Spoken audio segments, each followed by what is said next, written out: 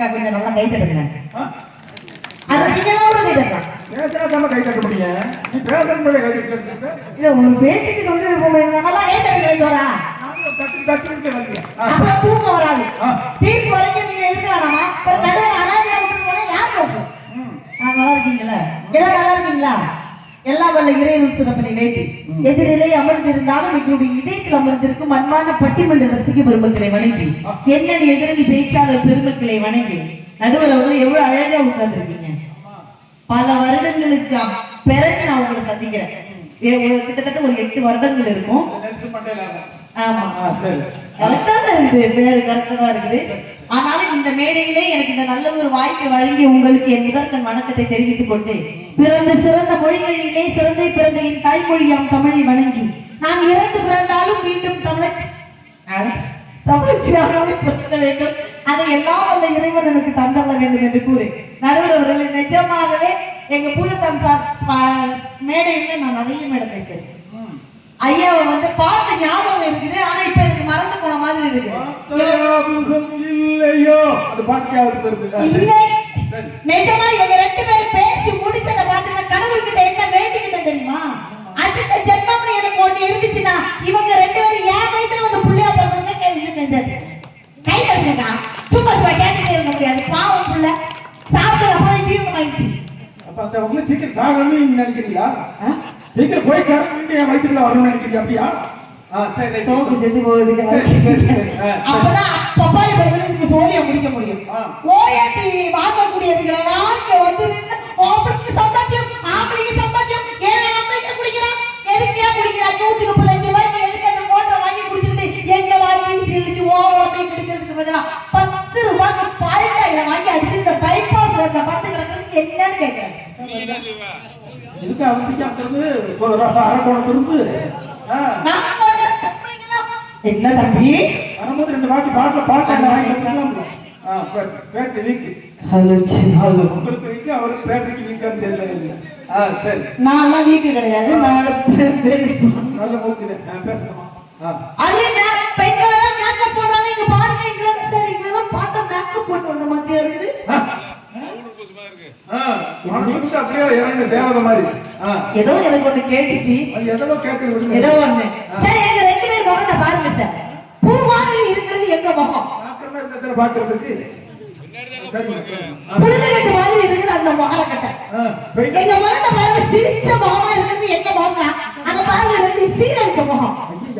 வந்து நின்றுகிட்டு சார் நான் கேட்கிறேன் எங்களதான் பிடிக்கல பொண்டாட்டி வந்து ஆகல பொண்டாட்டியால சமைக்க தெரியல மாமனார் மாமியார பார்க்க தெரியல எதுவுமே தெரியல பிள்ளைங்களை வளர்க்க தெரியல குடும்பத்தை நடத்த தெரியலன்னு தெரியுதுல்ல 21 வயசுல எங்களை கல்யாணம் பண்ணி கொடுக்கும் போது நாங்க எப்படி சிக்குன்னு சிம்ரன் மாதிரி வந்தோமோ அதே மாதிரி இப்ப எங்க அம்மா வீட்டுக்கு எங்களை அனுப்புங்க சார். முடியாதுல்ல சீட்டு வந்து கிடக்கு இவ்வளவு. ஆனா அம்மா உண்மையாகவே இவங்களுக்கு எல்லாம் எவ்வளவு தைரியம் பாருங்களேன். இந்த மேடையில நான் சொல்றேன் இந்த உலகத்திலே தைரியசாலி யார் தெரியுமாக்கா? யார் தெரியுமா? நம்ம கை தட்டி வைக்கக்கா. அப்பதான் உங்களுக்கு காசு கொடுப்பாரு கடவுள். நீங்க வாரத்துக்கு 1 வாரத்துக்கு உட்கார்ந்து இருந்தீங்கன்னா தைரியசாலி யார் தெரியுமா? எங்க பெண்கள் தான். எப்படி தெரியுமா சார்? ஒரு பையன் வந்து பொண்ணு பார்க்க போகும்போது எத்தனை பேரோட போறான்? ஒரு 10 பேரோட போறான். நிச்சயதார்த்தத்துக்கு ஒரு 100 பேரோட போறான். கல்யாணத்துக்கு 1000 பேரோட போறான். இவ்வளவுக்கும் மீச வச்ச ஆம்பளை எங்களை பார்க்கறதுக்கு பயந்துக்கிட்டு பட்டிக்குட்ட மாதிரி வரான். ஆனா சிங்களாடா வரும்னு சொல்லி அவங்க வீட்டுக்கு தனியா போறோமா? நாங்க தைரியசாலி தானே. சொன்னாங்க வந்து நின்றுகிட்டு எங்களையே கைகாமிச்சு பேசிக்கிட்டே இருக்காங்க. சார் ஒரு மனிதன் எப்படிப்பட்ட உழைப்பை உழைக்கணும்னு ஒரு கவிஞர் அழகா எழுதுனாங்க. ஒரு மாடு கூட காய்ச்சி போன புல்ல போட்டா சாப்பிட்டுக்கிட்டு நம்முடைய உடலுக்கு ஆரோக்கியமான பசுப்பாலை தர மாதிரி ஒரு ஆண்மகன் உழைக்கணும்னு ஒரு கவிஞன் சொன்னா தரத்தில் ஒரு பாதி பாலாக தருவது பசுவோட வேலையப்பா. அது பின்னாலும் பாலோடு தண்ணீரை கலப்பது மனிதனின் ஊரையப்பா. சாணம் விழுந்தா முறப்பாரு எந்த எரிச்சா திருத்தீரு வளர்ந்து என்ன வரலாறு உண்மை சொன்னா தகராறு. நீ மாடு போல உழைக்கலையே நீ மனுஷனை ஏற்றி பழகிறியே வந்தேட்ட பால்காரு அடடா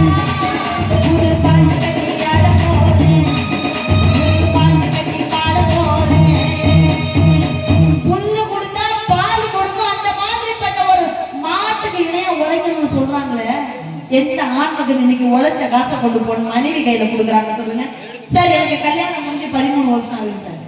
தெரியலையா? தெரியல, பார்க்க தான் தெரியும்.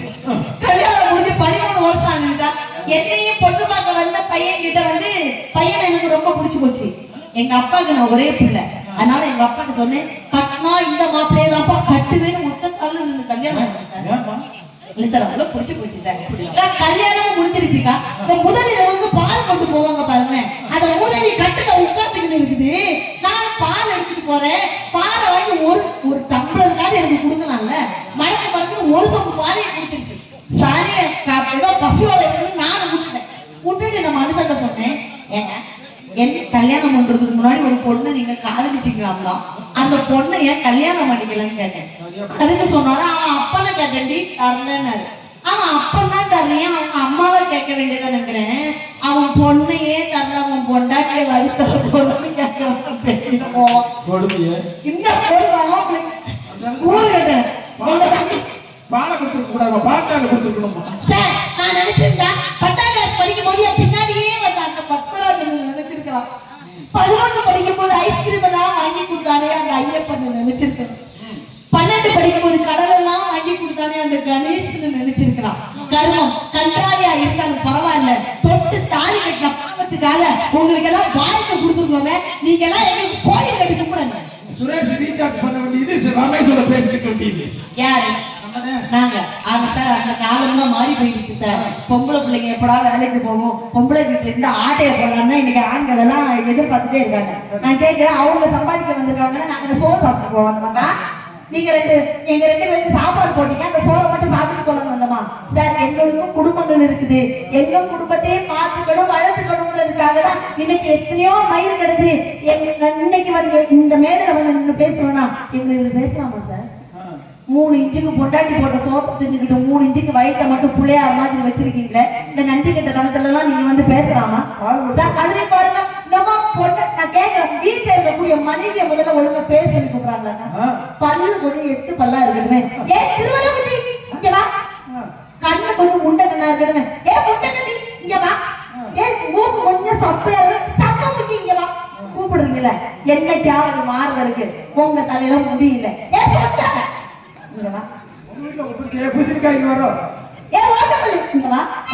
என்னைக்காவது நாங்க எப்படி சார் பேசிருக்கோமா சார்? அந்த மாதிரி மரியாதை கிட்ட தனத்துல எல்லாம் நாங்க பேசுறேன். என் வீட்டுக்காரி பேரு உஷா, நான் கூப்பிடுவேன் அந்த மாதிரி புஷ்னு வந்துட்டு இருக்கேன். ஆமா அதுக்காண்டி அதுலயே பாருங்க, ஆம்பளைங்க கல்யாண வீட்டுல சமைக்கிற சாப்பாடு வந்து 1000 பேருக்கு சமைக்கிறான், 3 பேருக்கு உங்களால சமைக்க முடியலன்னு வாய் கூசாம பேசுறீங்களே. வீட்டுல பொண்டாட்டி சமைக்கிற சாப்பாட மறுநாள் சுட வச்சு சாப்பிடா உங்க உடம்புக்கு ஒன்றாகாது. நீங்க கல்யாண வீட்டுல சமைக்கிற சாப்பாடை சாப்பிட்டு காலையில வச்சத சாயங்காலம் சாப்பிட்டா வாயால வயிற்றாலை போகுமே, ஆஸ்பத்திரி கூட்டிட்டு போறது யாரு சார்? அதுலயே பாருங்க, பொண்ணு அக்கா பொண்ணு கேட்கிறேன் சார், புருஷனை அடிச்சா தப்பா சார்? அக்கா புருஷன் அடிச்சா தப்பா? அக்கா யார் வீட்டுலதான் சண்டை இல்லை, என் வீட்லயும் சண்டை நடக்குதுக்கா. நான் அவரை அடிக்க அவரை நான் அடிக்க, நான் அவரை அடிக்க அவரை நான் அடிக்க, நான் அவரை அடிக்க அவரை நான் அடிக்க. அக்கா அடி வாங்கினாருக்கா. நான் கோபப்பட்டு எங்க அம்மா வீட்டுக்கு போயிட்டேன். அம்மா வீட்டுக்கு போயிட்டு 1 வாரம் ஆச்சு. என் புருஷன் எனக்கு போன் பண்ணவே இல்லை. எனக்கு ரொம்ப பயமா இருந்துச்சு. மனுஷன் உடம்பு சரியில்லைன்னா செக்அப் பண்ண போயிடுவான், உடம்பு நல்லா இருந்தா பிக்கப் பண்ண போயிடுவானேன்னு பக்கத்து வீட்டு தம்பி கிட்ட சொல்லி, தம்பி மாமாக்கு ஒரு போன் போட்டு உங்க பொண்டாட்டியை கடத்தி வச்சிருக்கேன்னு சொல்லுடான்னு. அவனை எக்ஸ்ட்ரா கிட்டிங் எல்லாம் போட்டு, சார் உங்க பொண்டாட்டியை நான் கடத்தி வச்சிருக்கேன், 1 லட்சம் ரூபாய் தந்தாதான் உங்க பொண்டாட்டியை விடுவேன்னு சொல்லிட்டான். அதுக்கு இந்த மனுஷன் சொல்றாரு, அவன் முகர கட்டிக்கு 1 லட்சம் ரூபாய் எல்லாம் ரொம்ப அதிகம்டாரு. இருந்தாலும் பொண்டாட்டியை விட்டு கொடுக்க முடியாதுல்ல. என்னடா சொல்ற, ஏன் பொண்டாட்டியை நீ கடத்தி வச்சிருக்கியா, எப்படிலாம் நம்புறதுன்னு கேட்டாரு ஏன் புருஷன். அதுக்கு அந்த பையன் சொன்னா, கரெக்டான கேள்வி சார் கேட்டேன். உங்களுக்கு இதுதான் உங்க பொண்டாட்டின்னு உங்களுக்கு நம்பிக்கை இல்லை அப்படிதானே?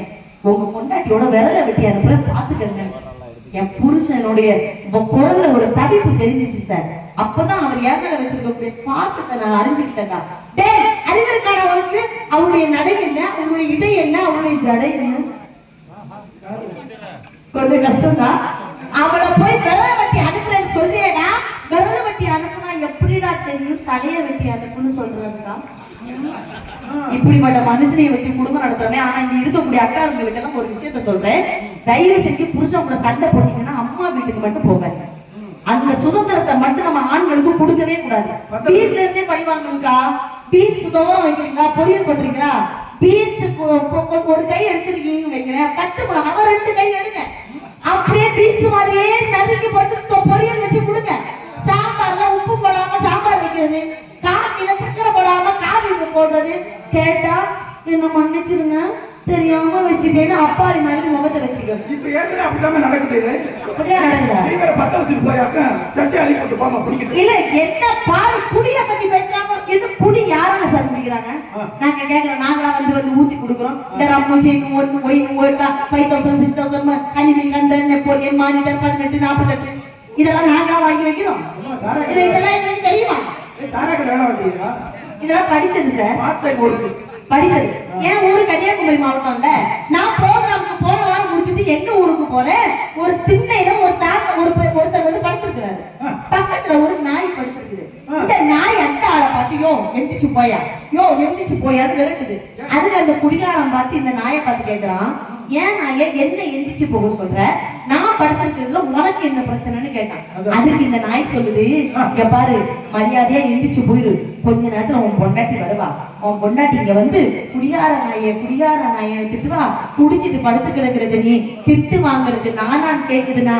நெல்லை ஜெயந்தாதான் ஒரு கவிதை எழுதினாரு, குடும்பத்தின் இறப்பையை நிரப்புவதற்காக குழந்தைகளின் புத்தக பையை பறிக்கும் அப்பாக்களே, இதற்கு பதிலாக நீங்கள் உங்கள் மனைவியின் கர்ப்பப்பையை காலியாக வைத்திருக்கலாம் ஒரு கவிதை எழுதினா இன்னைக்கு குடிச்சிட்டு அந்த அளவுக்கு இன்னைக்கு பாடுபடுத்துறீங்களா? அதையும் தாங்கிக்கிட்டு இன்னைக்கு நாங்க பெண்கள் எல்லாம் இருக்கிறோம்னா உலகத்திலேயே கோயில் யாருக்கு கட்டணும்னா குடிகார கணவன்மார்கள் குடும்பம் நடத்தக்கூடிய பெண்களுக்கு தாங்க இன்னைக்கு கோயில் கட்டணும். இன்னமோ வீட்டில் இருக்கக்கூடிய மாமியார் நம்மளால பார்க்க முடியாதாங்க? இல்ல மாமியார் எங்களுக்கு என்ன பரம எதிரியா? நான் கேட்கிறேன், வாங்கிட்ட கோயிலுக்கு போவோம்னு சொல்லி பச்சை கலர் மினி பஸ்ல ஏற்றி விட்டு பஸ் படிக்கட்டுல இருந்து கீழே தள்ளி விட்டாங்க கொண்டோம். வாங்கிட்ட தொப்ப குளத்துல கால் நினைச்சிட்டு வருவோம்னு சொல்லி குளத்துக்குள்ள தள்ளி விட்டு கொண்டோமா? இல்ல அத்தை உங்க பிறந்த நாளுக்கு பாயாசம் வச்சிருக்கேன்னு சொல்லி அதுக்கு பால் டாயில தான் கலந்து கொடுத்து கொண்டோமா? அத்தை எனக்கு ரொம்ப வேர்க்கு சுவிட்ச போடுங்கன்னு சொல்லி ஒயரை அறுத்து விட்டு சாக்கடிச்சு சாகு என்ன செஞ்சோமா சார்? இல்ல இதெல்லாம் நாங்க செஞ்சோமா? மாமியார இல்ல அவ்வளவு கொடுமைக்காரியா சார்? சார் மாமியார் வீட்டுல இருந்துகிட்டு என்ன பாடுபடுத்துது எதனால தெரியுமா? இந்த மகன்கள் எல்லாம் ரொம்ப சப்போர்ட் பண்றதுனால. ஏன் மாமியார் பயங்கரமான கிளவிக்கா, அது என்னைக்காவது இந்த தக்காளி சட்னி வச்சு கொடுத்தே வைங்களேன், உனக்கு தக்காளி சட்னியே தான் தெரியுமா, அதுக்காக தேங்காய் சட்னி வச்சு கொடுத்தேன். தேங்காய் சட்னியே வைக்கிற, புதினா சட்னி வச்சு கொடுத்தேன், இதை தவிர உனக்கு வேற எதுவும் தெரியாதா? கொத்தமல்லி சட்னி வச்சு கொடுத்தாக்கா எப்ப பாரு அதை செய்ய அது தெரியாதா இது தெரியாதான்னு சொல்லிட்டே இருந்துச்சுக்கா. ஏதாவது புதுசா வச்சுட்டு அடின்னு கேட்டுச்சுக்கா. நானும் புதுசா ஒரு சட்னி அரைச்சு கொடுத்தேன்னா அதுக்கு என் புதுசா என்ன அடிக்க வராது. அரளி விதையில சட்னி அரைச்சு கொடுத்தது அப்பா, அது யாரோ ஒருத்தர் கவுண்டர் அடிச்சாங்க. அரளி விதை சட்னியா? சட்னியில கிட்டிட்டு போயிருச்சு.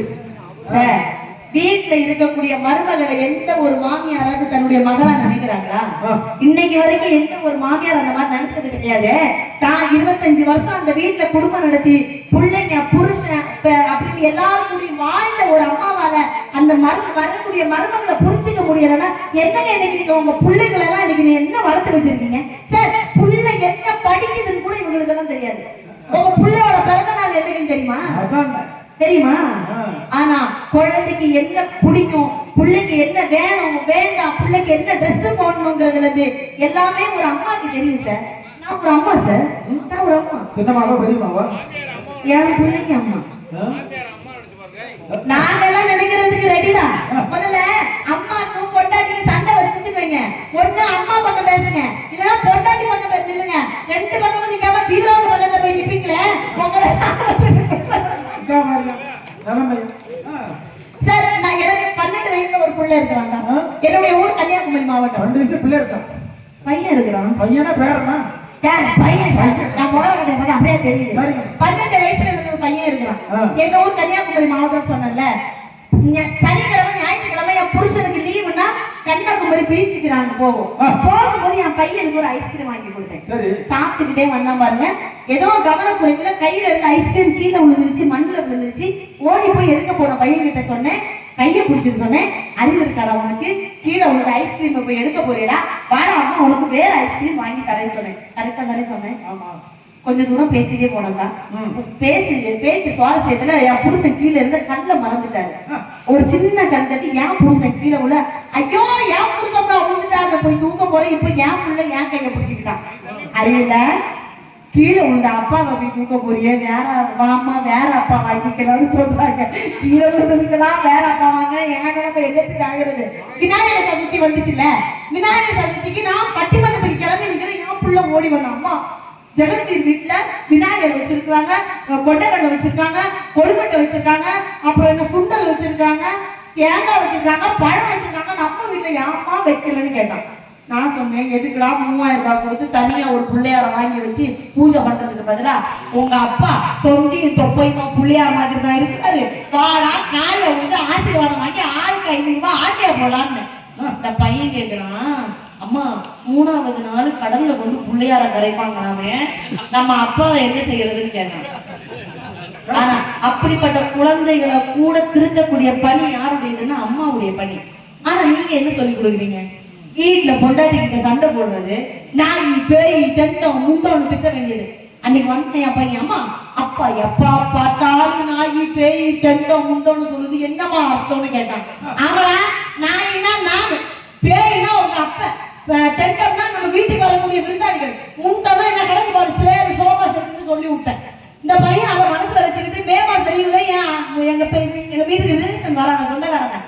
தெருவில் போய் நின்று பையன் பார்த்தான், வாருங்கள் தண்டங்களே முண்டத்தில் வந்து உட்காருங்கள், நாய் மார்க்கெட்டுக்கு போயிருக்கு, பேய் குடிச்சிட்டு இருக்குதுன்னு சொன்னானா குழந்தைகளுக்கு என்ன சொல்லி கொடுக்கணும்னு கூட இந்த அளவுக்கு இத்தனை வயசான பிறகு உங்களுக்கு தெரியலனா வீட்டுல இருக்கக்கூடிய மனைவியை பத்தி அவ்வளவு நீங்க குறை சொல்றீங்களே சார். நாங்க வீட்டுல தலை குனிஞ்சு இருக்கிறதுனாலதான் ஆம்பளைங்க நீங்க எல்லாம் ரோட்ல தலை நிமிர்ந்து நடக்க முடியுது.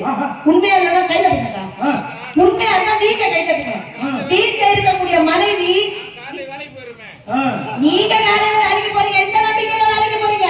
எந்த நம்பிக்கையில வேலைக்கு போறீங்க? உங்க பொண்டாட்டி வீட்டுல இருந்து உங்க புள்ள உங்க அம்மா அப்பா குடும்பத்தை கட்டுக்கோப்பா பாத்துக்குவான் தானே சார். எந்த நம்பிக்கையில நீங்க வெளியில போறீங்க? உங்க மனைவி உங்க பேச்சு கேட்காம வெளியே எங்கேயும் போக மாட்டா, உங்க மனைவி உங்க பேச்சு கேட்காம எந்த காரியத்தையும் செய்ய மாட்டாங்க. ஒரே நம்பிக்கையில ஒரு ஆண்மகன் வீட்டை விட்டு வெளியே போறான்னா பெண்களுடைய கற்பு அவங்களுடைய கையில இருக்குதுங்க. அவங்க ஒரு நிமிஷம் பார்க்க தவறணும்னு பார்த்தாங்கன்னா அது எந்த ஆம்பளைங்களாலையும் தடுக்க முடியாது.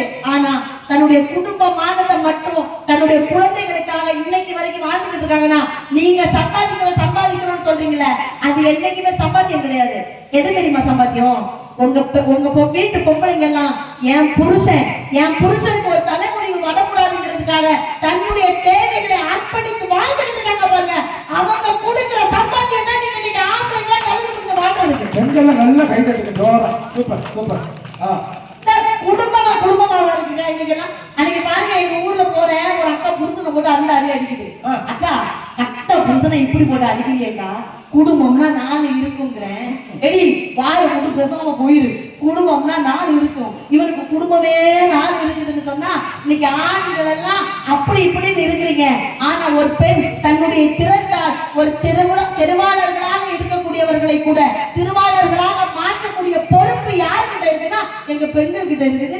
மூச்சு முட்டை இப்ப கத்துதனே கைத்தட்டல் கூட இந்த பேப்பரை கொண்டு பார்த்து ஆனந்தம் விளையாடும் வீடு இது, ஆனந்தம் விளையாடும் வீடு,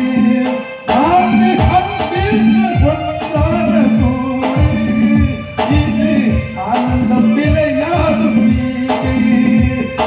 அப்படி கணவன் அந்த குடும்ப மனைவி இருந்ததே ஒரு ஆனந்தம். எங்க பெண்கள் எல்லாம் என்ன நினைப்பாங்க தெரியுமா? புருஷன் குடிகாரனாவே இருக்கட்டுமே, கொடுமைப்படுத்துறவனா இருந்தாலும் ஒரு பொண்ணு நினைப்பா, நான் கொண்ட கணவன் நடமாடும் தெய்வம், நான் கொண்ட கணவன் நடமாடும் தெய்வம், நீங்காமல்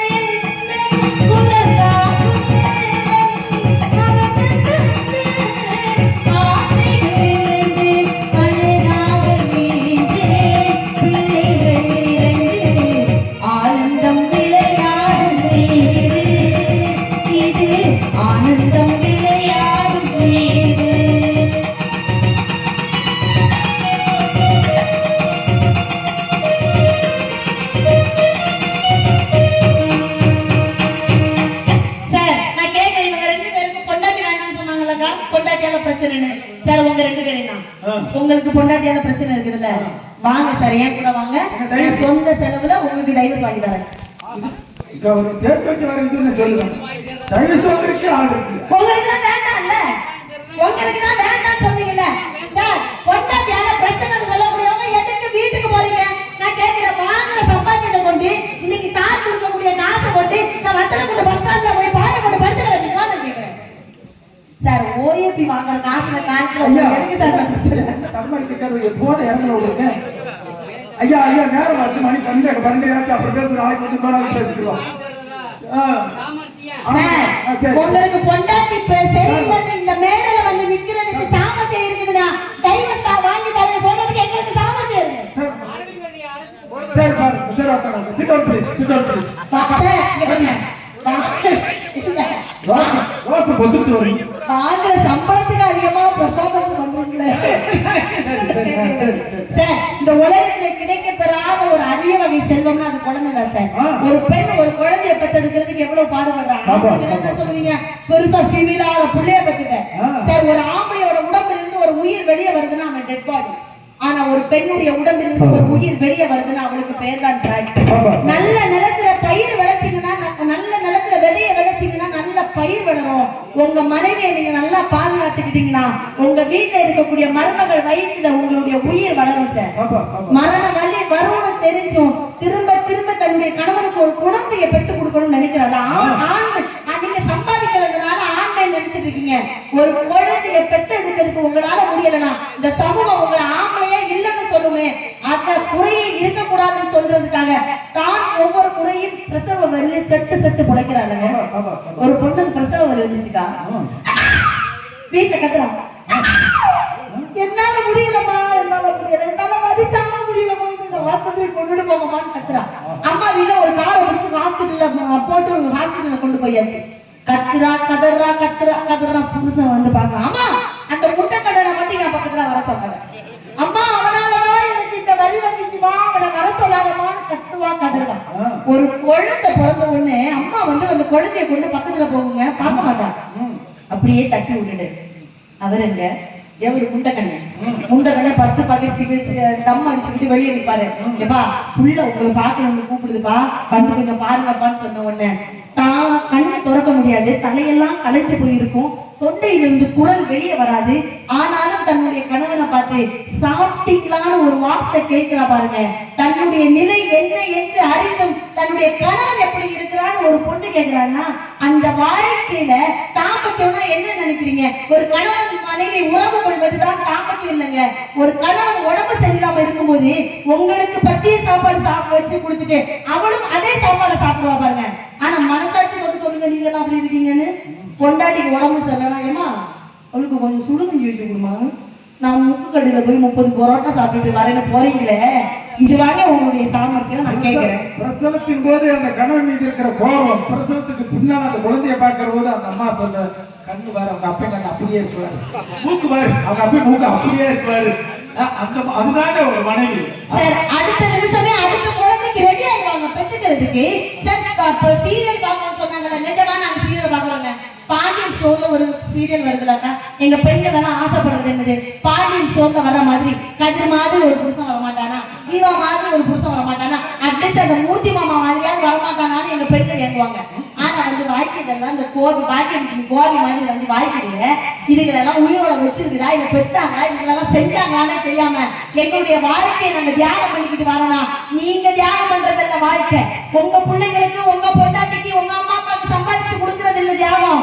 யாரோ பட்ட உங்களுக்காக எங்களுடைய வாழ்க்கையை நாங்க தியானம் பண்ணிக்கிட்டு வரோம்னா பிறந்த வீட்டுல இருந்து என்னத்தை கொண்டு வந்து கேட்கிறீங்களே? பிறந்த வீட்டுல இருந்து பெற்று வளர்ந்த அம்மா அப்பாவை விட்டுட்டு வரோம், கூட வளர்ந்த அக்கா தங்கச்சிகளை விட்டுட்டு வரோம், விளையாண்ட தோழிகளை விட்டுட்டு வரோம். செல்லமா வந்து போங்க பப்பி நாய்க்குட்டி, அந்த நாயை விட்டு இந்த பெரிய நாய் கூட சாரி நாயகன் கூட வரங்க. இதெல்லாம் அறியாம நீங்க என்ன கொண்டு வந்தீங்க, எப்படி வாழ்றீங்கன்னு கேக்குறீங்களே. சார் ஒரே ஒரு விஷயம் தான் சார், ஒரு கணவன் மனைவி ரொம்ப கஷ்டத்துல ஊரை விட்டு வெளியே வந்துடுறாங்க. ஒரு மரத்தடியில வந்து உட்கார்ந்து இருக்காங்க, பக்கத்துல ஒரு திருமண மண்டபம். அங்க சாப்பிடுறாங்க, சாப்பிடுற இலையை கொண்டு போடுறாங்க, அந்த பேப்பரை கொண்டு போடுறாங்க, எச்சி சோறை கொண்டு போடுறாங்க, பாட்டில் தண்ணி குடிக்கிற பாட்டில கொண்டு போடுறாங்க. கணவன் மனைவியும் பார்த்துக்கிட்டு இருக்காங்க. கணவன் சொல்றான், இதுக்கு மேல நம்மளால வாழ முடியாதுடி, தலைக்கு மேல வாரம் வந்துருச்சு, கடன் தொல்லை தாங்க முடியாது, எப்படி அடைக்க போறோம்னு தெரியலன்ட்டு மனைவி பார்த்துக்கிட்டே இருந்துட்டு சொல்றா, இங்க பாரியா, அந்த உப்பு தொட்டிய பாரியா, அந்த இலைய சாப்பிடுறதுக்கு ஒரு மாடு வந்துச்சு, அந்த சோறை சாப்பிடுறதுக்கு ஒரு நாய் வந்துச்சு, அந்த குப்பையெல்லாம் புறக்கிறதுக்கு ஒரு மனுஷன் வந்தான். ஒரு குப்பை தொட்டியே இத்தனை பேருக்கு வாழ்க்கை கொடுக்கும் பொழுது குத்துக்கல்லாம இருக்கக்கூடிய உன்னுடைய மனைவி உனக்கு வாழ்க்கை தர மாட்டாளான்னு ஒரு மனைவி கேட்கிறானா? தவறி விழுந்த விதை கூட முளைக்கும் பொழுது தடுமாறி உன்னுடைய வாழ்க்கை சிறக்காதான்னு ஒரு பொண்ணு சொல்றாங்க. ஏன்னா ஒரு பொண்டாட்டி இறந்துட்டானா புருஷன் யாருக்கா? புதுமாப்பிள்ள. அப்படியே பொண்டாட்டிய போட்டோவோ அப்பதான் ஹால்ல மாட்டுவான். ரெண்டாவது ஒரு பொண்ணை கல்யாணம் பண்ணிட்டு வரும். இந்த பாருமா சரசு, இதான் உங்க அக்கா. அக்காவை நல்லா தொட்டு கும்பிட்டுக்கமா. இனிமே அக்காவோட புடவெல்லாம் உன் புடவையா நினைச்சுக்கோ. அக்காவுடைய செயின் எல்லாம் இருக்குது, அதை நீ எடுத்து கட்டிக்கோ. அக்காவுடைய செருப்பு இருக்கு, அதை எடுத்து போட்டுக்கோ.